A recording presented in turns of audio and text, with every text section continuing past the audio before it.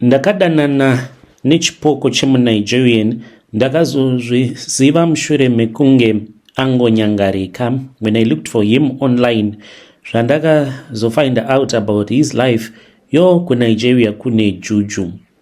Mamuka sei muri yeZimbabwe, tinokuchingamidzai zvekare kune chimwe chirongwa pano paZim Facebook Secrets and Confessions. Ndichida kungotenda vose avo vanolaika zvekare nekukomenta. I always try to read macomments enyu. Rekedzai tibva tapinda mumamessages edu atadzoka takakubatirai. Message edu yekutanga yakamira sekudai so. Hanzi makadi yenyu mukomana ndauyawo kuFacebook kwenyu kuzokuudzai gist renyaya yangu. Ndinokumbirawo kuti chitupa changu munge muchizochiviga. Ini zita munogona kunditi Helen. Na ndiri mudzimai ndine makore 32 years ekuberekwa, asi nyaya yangu yakaitika apo pandakange ndichiriwo musikana wechidiki. Ndachinjawo makore angu kune avo vanozoti hazvisi kumecha. Ndinotya kuzozivikanwa mukoma. I'm trying to protect my identity. Mukoma, kana ndikafunga zvakaitika muupenyu hwangu, dzimwe nguva ndinotadza kuziva kuti ndakaropafadzwa here spiritually kana kuti ndakatukwa. Pane zvakazoitika after chiitiko chaitika muupenyu hwangu. Kumusha ndichati ndinobva kuchiweshe. Ndakakurirawo kuna baba vangu. Amai vangu vakange vafa. Amai vangu vakati vafa, baba ndokubva vachizotora umwe mudzimai. Izvi zvakaitika ndichiri mwana mudiki, but kukanganwa handikanganwi. Kunemi vana amai nini, step mothers, vanenge vachichengeta vana vasiri vavo. Paya pamunoshungurudza vana, vanobva vaita trauma they will never forget. Zvinokwanisa kusachinja anything in your life, but ziva kuti unenge watopa mwana trauma for the rest of his or her life. Kakungotuka, kakungorova. Kubva ndichiri kuchikoro, mukoma ndaitoziva kuti upenyu hwangu is already messed up. Ndaigara ndichitukwa sort of like cases. Pandakazotochata, step mom vangu vakandikumbira ruregerero because my step mom used to curse me, and ndo zvakazoitika. Mashoko emunhu ane simba. Vainditi uchafa uri house girl. And zvechokwadi ndakazova maid mukoma, and zvose zvavakataura kuti uchange uri house girl, uchaitwa muranda pamba paunenge uchishanda ipapo, ndo zvainge zvichiitika. Pandakanga ndava kuita O level ndipo pakazotowedzera matambudziko angu. Baba vangu vakatadza kunge vachizobhadhara exam fees nenguva. Mari vakati yakashayikwa, saka handina kukwanisa kuzoregister apo zvakazonzi due date rainge ratodarika. Kusvika nhasi ndinofunga kuti my step mom vainge vasingatombodi kuti ndinge ndichikwanisa kuzotonyora O level because ndainge ndine chipo ndaigona muchikoro. Ndakazongopedzisirawo ndasiya chikoro ndokubva ndangotanga kungodzungaira ndiri pamba. Hama dzangu ndaishungurudzwa.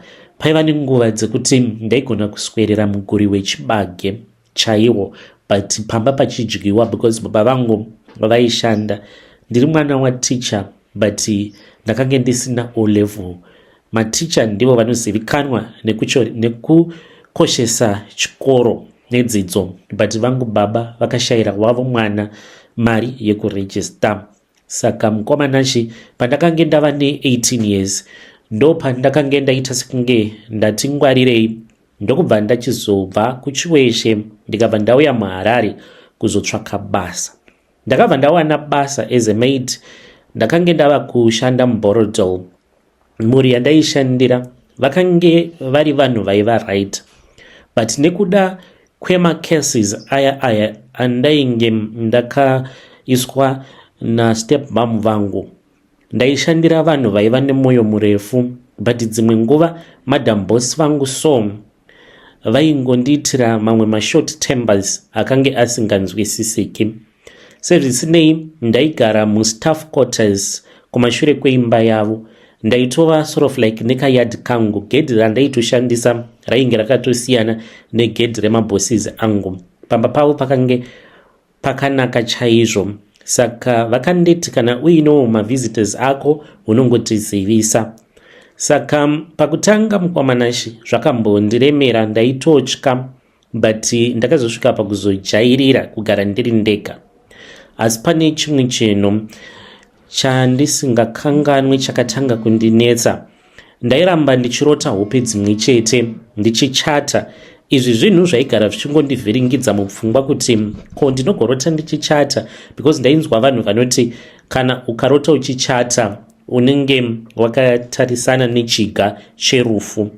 Ndaiona murume anenge akapfeka sutu yake yakanaka yeblack akamira pamusuwo wechechi akanditarisa. So ndaizototi vanhu vava kuombera maoko, ndobva ndabvunza kuti ko muri kuomberereiko maoko? Ndobva ndasimudziwa, ndobva ndaendeswa kumberi ndotoona kuti ndinenge ndakapfekedzwa gown, but gown randaipfekedzwa rinenge riri gown reblack. Saka murume uyu ndaiti kana ndikaedza kuda kuona chiso chake aita sekunge anenge ari kure. Dzimwe nguva aingoti usatya, gara ndichauya. Ndobva ndatomuka, ende pandaimuka ndaita sekunge ndichiri kunzwa mashoko ake iwawo ekuti gara ndichauya munzeve dzangu. Hope idzodzo ndakaramba ndichingodzirota a lot of times zvekuti ndaingogara ndichingofunga nezvazvo. Nerimwe zuva akange ari manheru, it was somewhere kuma7, ndakabva ndaenda kunotenga airtime, ndaidawo nechingwa nekadrink ndainge ndisingadi kubika zvezuva iroro. Ndakabva ndafamba ndikaenda kumashops. Pakudzoka ndo pandakati ndava kuda kuswedera padhuze nepamba pandakange ndichishanda. Ndakabva ndamirirwa neimwe Mercedes Benz because akange ari muNigerian murume iyeye. Saka maNigerians ndainge ndagara ndichingomatya. Ndakatomboramba ndichifamba ndokubva andibvunza kuti ndakange ndichigara kupi. Ndakamuratidza pamba pandainge ndichigara ndokubva andipa $100 akabva aenderera zvake mberi nerwendo rwake. Kechi2 patakasangana ndakangobuda mukwamanashi, mari iya yainge isati yapera. Ndikataka mari kangu aka ndava kuda kumboenda kunotenga mafresh chips. Ndobva ndabuda. Pandakadzoka ndakasangana naye achifamba netsoka. Ndokubva achizondiudza kuti zita rake akange achinzi George. Aida kuzivawo kuti rangu zita ndainge ndichinzani. Ndakamuudza kuti ndainge ndichinzi Helen. Saka akazondipfimba akatondikumbira mafone numbers angu. Handizivi kuti sei ndisina kunzwa hana yangu ichirova, nekuti takatowirirana ipapo. Mazuva mashoma akatevera, he started to call me. Chakandishamisa ndechekuti pandaitonzwa ndichitomusuwa aisambondifonera masikati. Kana kuri kufona aingofona usiku chete. Kazhinji aiwanzo kufona around 1 kana kuti 2 a.m. in the morning. Dzimwe nguva foni yangu yaizotoringa when I was fast asleep. Ndaizotongotaura naye ndiri kuhope. Always aingoti, "Hi Helen, ndiri panze pegate uyakaundivhurire." Ndobva ndabuda. Ndaiti kana ndikabuda anenge akagara zvake mumotikari make. Hembe aita sekunge munhu asingachinji zvipfeko zvake. Saka pane zvimwe zvandisingakwanisi kunyatsokunzwisisa pamusoro pake murume uyu. Motikari yake iyoyo yaaigara achiuya nayo yaiti ikatanga kutonhora, yaitonhora mukoma. Aikwanisa kuti zviya kana ndava kukomplaina obva abatidza aircon mumotikari, abatidza hita kudaro, but still mairamba muchingotonhora kusvika ndava kukomplaina. Tobva taburuka mumotikari toenda tonopinda murumu mangu tobva tarara tose. Chimwe zvekare chainge chichindinetsa paari ndechekuti tsoka dzake dzaitonhora. Obva ndo zvimwe zvezvinhu zvainge zvichindinetsa paari, kuti makumbo ake aitonhora sekunge munhu anenge achangobva mukuburitswa mufriji. Ndaiti kana ndikamubvunza aingoseka zvake obva ati, "I am cold blooded like a snake." Achiti ndakangozvarwa ndakadaro.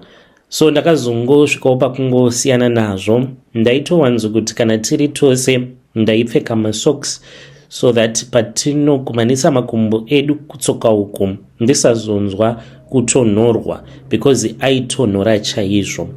I was in love mukoma, zvizhinji ndakange ndisisina basa nazvo. Chimwe zvichaitika pandiri, ndakange ndisingachafariri kuassociata nevanhu. Kutaura nevanhu chaiko kwakange kwava kutondiremera. Kuchurch ndakange ndisingachadi kunzwa chinonzi church. Before that, ndakange nditori an usher kuchurch. I would be the first one to arrive at church and the last one kubva pachurch.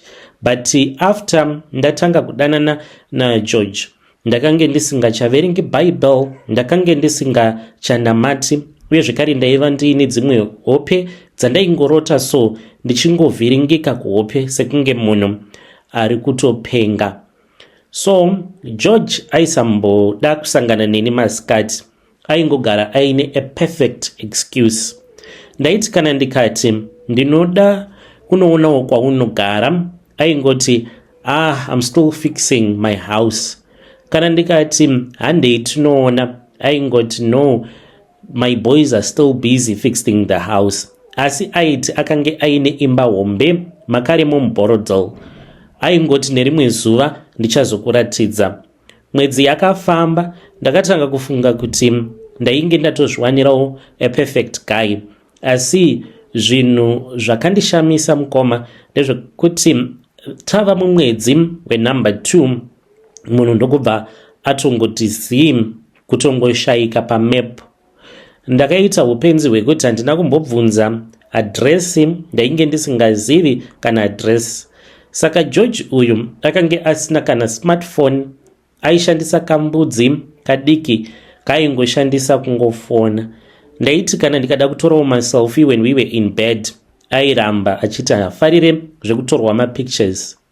So rudo rwedu rwainge rwungori rwekungotaura nemacalls pafoni, achindifonera nekambudzi kake ikako. Masikati ndaiti ndikaedza kuda kumufonera, yaingoti not reachable. So ndakange ndisingatozvizivi kuti munhu uyu chakange chitori chipoko chandainge ndichidanana nacho. After mukomana azotongondi blacklista, kwava kutongonyangarika nekuda kwepain, ndakatanga kuitawo maresearch ndichida kunyatsokunzwisisa kuti ainge asingachadi kutaura neni for the why. Ndopa ndakatanga kutsvaka online, ndakange ndichingotsvaka George. Nerimwe zuva mukomanashi ndakashamisika apo pandakange ndiri paTikTok. Ndopa ndakaona picture remunhu ainge akafanana na George exactly, ndokubva ndaona kuti ainge ari George zvemashuwa. But chakandinetsa ndechekuti ainge ari mapicture ainge akaitwa slide show. Rekutanga handina kuzviona kuti painge pakanzi RIP. Rimwe racho ndo rainge rakatonyorwa kunzi RIP. Pandakapinda mucomment section, vainge vakanyora chirungu chavo chekuNigeria chisinganzwisisiki, vachitoratidza kuti vainge vakarwadziwa nekufa kwake. Turned out kuti akafa neaccident. Mamwe mavideos andakaona ake ainge achitoita zvemarituals. Vainge vachidira dzimwe motikari ropa apo pavakange vari musango. Mavideos iwawo akandishamisa. Ndakashaya kana wekuudza. I tried to tell one of my friend, but akangoti akati inyaya yekunyepa. Fast forward mukomanashi, ndakazokwanisa kusangana nemurume uyo wandigere naye kusvika pari nhasi. Chakandikatya akaita nemurume wandigere naye nhasi uno ndechekuti ndakatoita zvokutorota. Ndakarotiswa nemuNigerian uyo wandiri kuti chakange chiri chipoko.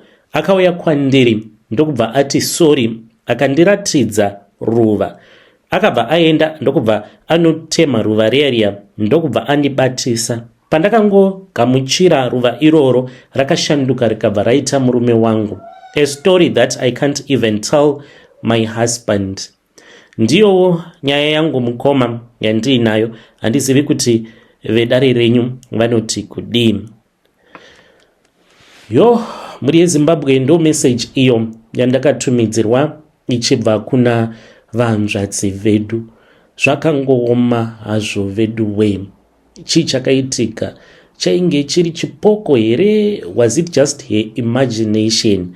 If it was just her imagination, sei mavideos acho aripo paTikTok, uye zvekare sei vakazoratidzwa munhu wavagere naye kusvika pari nhasi. Vachitaura ivo vanoti murume akazovaroora, transformed her life. Ngatitaurei nezvayo nyaya iyi mucomment section. Kana muine messages amunenge muchida kushare neni, you can come to my inbox on Facebook at Nashi. Regedzai tibva taenda panyedu inotevera. Nyedu inotevera yakamira sekudai so. Hanzi ndakavenga best friend yangu, but iye haatozvizivi. Makadii mukoma? Kana muchinge muchizoposta nyaya yangu muzonditi Lydia, ndiri mudzimai ndine makore 34 years ekuberekwa. Ndauya pano kuzoreurura. Mukoma, ndiri kureurura izvi because best friend yangu ndine chigumbu naye, even though iye akazotozvikanganwa kudhara. Ini naAnesu takange tiri mabest friend patainge tichiri kuhigh school. Tainge tiri shamwari dzepedo nanhasi uno, zvekuti vanhu vazhinji vaitiona vaitoti zvimwe kuda tiri mapatya, nekuti zvinhu zvedu taizviita tiri pamwe chete.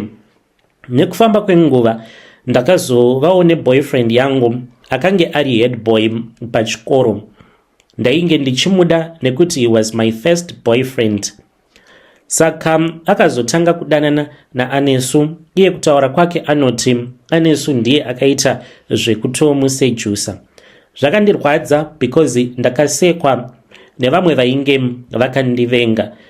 Anesu akazouya hake akazondikumbira ruregerero akati zvakangoitika hazvo. Akati vakadanana, it was a mistake. Ndakamuudza kuti ndainge ndamuregerera, asi in my heart handina kukwanisa. So we became friends again, but mumoyo ndakange ndiine chigumbu chandainge ndiinacho chandakange ndisingakwanisi kuti ndige ndichimuregerera. So life yakati yafamba. I went to university. Iyo she studied teaching. Akazoroorwa neniwo ndikazoroorwa. So takazotanga kungotaura tose through Facebook. Ndokubva akatondiudza paFacebook kuti ainge akaunganidza mari yekutanga business hombe. Ndakamubvunza kuti ainge aine mari yakawanda sei. Akati ndine $20,000. Ndakabva ndatanga kufunga. Ndikabva ndati munhu uyu ndoda kumbomudzidzisa chikoro mbichana. Iye akakanganwa zvaakandiita nditi chegore riya. Manje ini handikanganwi. Ndakabva ndamuudza kuti vanhu vainge vachiita mari, vachiita zvekuhodha mabhero. Mukomanashi I convinced him kuti aramba achingohodha, even though ainge achiita loss yakakurisisa. Akasvika pakunyura mari yose. Ndikamuseka nechemwoyo. Ndichitaura kudai so mukoma ndakabva ndamuudza kuti kuTanzania vanhu vari kuenda kunohodha vari kutoita mari zvisingaiti. Ndichitaura nemi atori kuTanzania uko kwaakaenda $5,000 kuti anga achienda kunohodha. Saka kuTanzania zvechokwadi vanhu vari kuhodhako, handingatauri hangu kuti akaenda kunohodha chii, but zvinhu zvavo zviri kufamba. But nekuda kwekuti ndichiri pakuita market analysis, ndakati handikashandise mari yangu nemurume wangu. Saka iye ndiye wandava kutoshandisa setest subject. Ndoda kuona kuti zvichafamba here. Kana kuri kunzi zvikafamba, neniwo ndobva ndachizoenda naye ndonohodha. But akanyura anenge anyura nekuda kwemhosva dzake idzo dzaakapara tichiri kuhigh school. Kumuregerera handisi kuzomuregerera nekuti kutozoroorwa nemurume akandiroora, it was a big mistake. Ndaifanira kuti dai ndakaroorwa nemukomana wandaidanana naye kuhigh school. Ndiyo secret yangu. Yo, muri yeZimbabwe ndo message iyo yandakatumidzirwa ichibva kuna amai vanoroya zuva rakacheka nyika. Munamato tongoti kwauri ikoko anesu, dai zvako zvikafamba, dai ukapiwa revelation yekuti iyi haisi shamwari yechokwadi, Lydia is not a good friend, dai ndainge ndiine manumbers ake ndaimuudza kuti munhu ari kukunyudza is your best friend, ndiye ari kukunyudzisa, kukutsikisa matope kuti iye ange achikwanisa kuzoona kuti panenge pakanaka pekutsika ndepapi. So cruel. Ngatitaurei nezvayo nyaya iyi mucomment section. Regedzai tibva taenda panyedu inotevera. Nyedu inotevera yakamira sekudai so. Hanzi, this is my secret. Mukoma handizivi kuti sei ndangovimba nemi. My secret iyo iri kuita kuti ndisarore kusvika pari nhasi. Pane izwi rechikadzi rinotaura neni rinoti, ukaroora ndinobva ndauraya mukadzi wacho uyo waunenge waroora. Muri sei? Mukoma, zita rangu ndinoitwa Taku, ndiri murume ane makore 36 years ekuberekwa. Handina mwana, handina mukadzi, asi handisi munhu anotambudzika. Ndinewo minda yangu yandakasiyirwawo muGoromonzi, ndimo mandakakurira, ndimo mandinogara. Ndinoitawo small scale farming, but zvangu zviri kufamba zvakanaka. Tingori neka 2 hectare, but baba tiri kuita mari. Saka veukama vemuraini vanongobvunzawo kuti Taku, ko uri kumirirei kuroora? Vamwe vanofungidzira kuti maybe ndinokara, ndinodada, or I'm just a player, because ndinoita sekunge ndinodanana nevasikana vakawandisa chaizvo, kunyange pasina wandinenge ndichidanana naye mazuva acho iwawo. Vamwe vanotofungidzira kuti ndine mhomho yevana vandakaita nevasikana vakasiyana siyana, but hapana kana mwana, zero mukoma. Chokwadi chiripo ndechekuti I have a secret that I am about to reveal with you. You are not my relative, but ndangoti ndige ndichingouya kwauri sasahwira. Nyaya iyi yakamira sekudai. Nyaya yangu yakatangira makange muri mugore ra 2008. Muna 2008 mukoma tainge tichifudza mombe. Tichifudza mombe inini ne best friend yangu. Mombe idzi dzakabva dzachizopinda mumunda mevamwe gogo vemuraini. Saka gogo ava vakabva vachizotituka, vakatituka zvakaomarara. But pavakandituka ndakanzwa maungira because ndainge ndichipindurana navo to bed. After zvaitika, kubva ipapo handingati ndakazomborarama life yainge iri normal. Ndakazokwanisa kuzowana umwe musikana ndatokura wandainge ndichidawo. Zita rake ndichamuti Mimi. Mimi akange ari mwana weumwewo murume ainge aine mari dzake. Mimi uyu akabva aendeswa kuUK. Taitongotaura saizvozvo inini naMimi, ndaitozivikanwa nehama dzake. Saka takange tichitoronga zvekutoroorana. By then ndainge ndatotangawo zvefarming. Mimi ndiye munhu akandibooster, akandibatsira mubusiness rekurima, because she always had cash yaainditumidzira kana ndikanyura mubusiness aindibatsira zvekare. Saka aitombopota achindibatsira nemaholiday visa ndomboenda ndombonogara kuUK. So mhuri dzedu dzainge dzotozivana. Ndaitoti the following year sekuronga kwedu ndipo pandainge ndichange ndazounganidza mari ndobva ndamubvisira. Upenyu hwangu mukomanashi ipapo hwainge huchinyatsokufamba. Saka nerimwe zuva hwakange huri usiku, a night before asati afa. This is what traumatizes me to this very day, because I never told her parents kuti ndozvakaitika the night before mwana wenyu asati afa. Takafonerana ende pane zvaakandiudza. Saka ndakange ndakatogara zvangu ndichangobva mukutaura naye paapp. Akabva andifonera, akabva ati paakange achizama kuda kutsvaka hope, akabva adzima light, achiti maybe light kuribatidza kwaainge akaita ndiro rainge richiita kuti asakwanisa kuwana hope. Achingodzima light, anoti akabva achizoona kuti mumba makange muine munhu ainge apindamo. Ndikati munhu akaita same.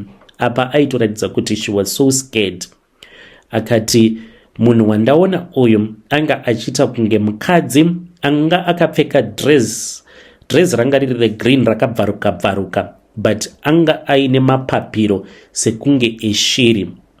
It was so weird. Paakandiudza kuti ndozvainge zvaitika, achiti zvainge zvaitika very fast. Mumba makangoita chiedza. Ipapo ainge achangotangawo kuzama kuda kuita zvecontent creation. Saka ainge aine ring light yaainge akabva mukutenga. Saka paakati mumba maita sekunge majekeswa nering light, ndakabva ndatoseka ndikati maybe sezvo usati wajaira ring light yauri kushandisa ndo yava kutokukuvadza maziso. Akati no, the ring light, it is far from my bed. Ndokuzotanga kungokurukurawo dzimwe nyaya dzana I miss you this and that. Ndakazongomuudza kuti Chirara, usafunga zvakanyanyisa. That was the goodbye. Mangwana acho makuseni mukoma, Mimi's cousin called me achiridza mere. Ndokubva andiudza kuti Mimi had been rushed to the hospital, but she was not breathing properly and she passed away.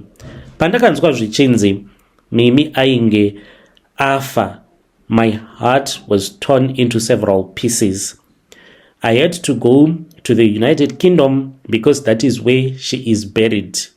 Tiri parufu rwake pane chaingonditi taura, but ndakange ndisingadi kutaura mukomanashi because I was afraid sezvo ndainge ndiri munhu ainge achangobvawo mukubata contract ndiri kuitawo zveexport. Saka zvaizivikanwa nevanhu vemunharaunda, uye zvekare we had celebrated this nababa vake apo pandakaendako kuUK. So I felt as if it was too sensitive at that time kuti ndige ndichivaudza kuti the previous night before she had passed away, inini nemwana wavo, we had such a conversation. Ndokubva ati mumba ainge aona mukadzi uyo akamuudza kuti ange achisiyana neni, akasasiyana neni she was going to die. Mukoma, ndakanzwa kutya kwakanyanyisa. Fast forward, Mimi was buried. I could not even look at her coffin because ndainge ndichingofunga mashoko ainge akandiudza. I then returned back to Zim. Upenyu ukaenderera kumberi. When I thought kuti I was ready to move on, I tried to date this other girl uyo anogara muruwa. Musikana iyeye zuva raakandibvuma akandiudza kuti akange achinzwa sekunge ainge achikwenyiwa mukati menzara dzake. Paakandifonera achindiudza kuti ndiri kunzwa sekunge ndiri kukwenywa mukati menzara. Ndakabva ndati maybe ndiwawo mafake nails enyu amunoiswa. Akati ndatomabvisa, and I said kuti maybe she was just being sensitive because ainge achangobva mukubviswa mafake nails. Zvabva ipapo akati ndiri kunzwa kukwenyewa muzasi metsiye dzangu. Ndikati what's going on? Akazondifonera achindiudza kuti ainge adonha pamusoro pemba, but ainge asina kukuvara. Ndakamubvunza kuti how is it possible kuti unganzi wadonha kubva pamusoro pemba? Akati kwandiri ndo zvatoitika, ndadonha kubva pamusoro pemba.